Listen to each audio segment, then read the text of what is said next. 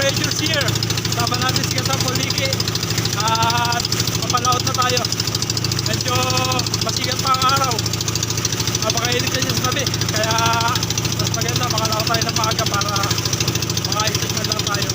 So, eto, tingnan nyo kung gaano kalakas ang hangin ngayon.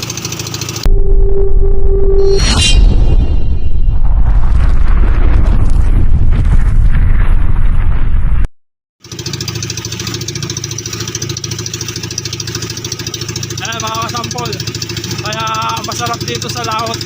Tingnan nyo naman ang lakas ng hangin natin ngayon. Napaka-ginhawa kapag ka dito tayo. So